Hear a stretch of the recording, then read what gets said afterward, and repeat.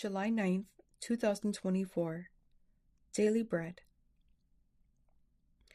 Passage: 1 Samuel chapter 17, verse 1 to verse 16. Key verse 11. Title: The Dismayed and Terrified Israelites.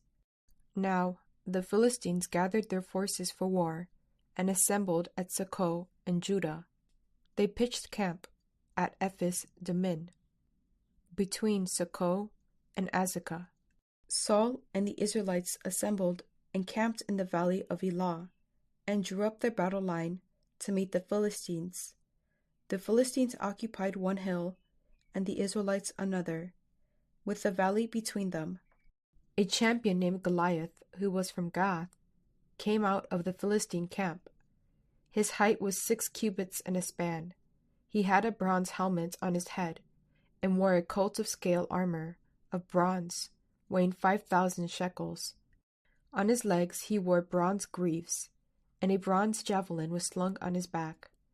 His spear shaft was like a weaver's rod, and its iron point weighed 600 shekels. His shield-bearer went ahead of him. Goliath stood and shouted to the ranks of Israel, "Why do you come out and line up for battle? Am I not a Philistine, and are you not the servants of Saul? Choose a man and have him come down to me. If he is able to fight and kill me, we will become your subjects.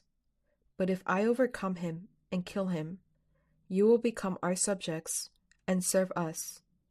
Then the Philistines said, "This day I defy the armies of Israel. Give me a man and let us fight each other."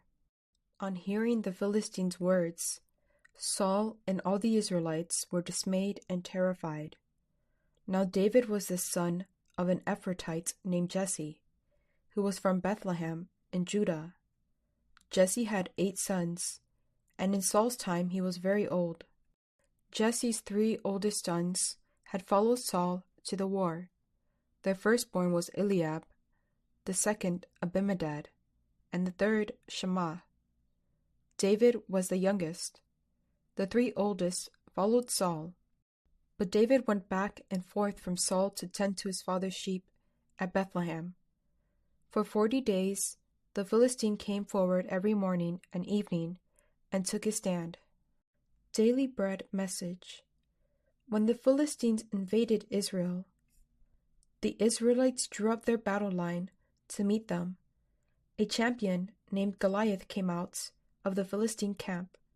He was over 9 feet tall, strong, and a fierce warrior, well equipped with arms. He challenged the ranks of Israel to fight a duel to decide which side would be subject to the other. He came forward every day for 40 days and mocked and defied the armies of Israel. Everyone was paralyzed by fear and lost their spirits.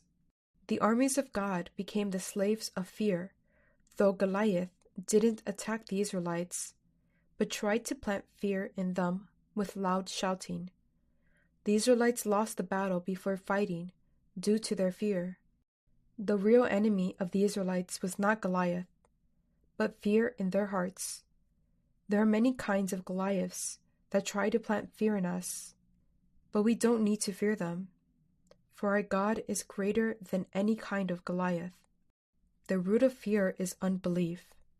We must ask God to help us overcome the fears in us and fight a spiritual battle by trusting in our great and mighty God and His promise. Prayer. Lord, help me not to look at only Goliath, but look at you, the great God, and enable me to challenge my Goliath by faith in you. One word: don't fear Goliath, but have faith in God.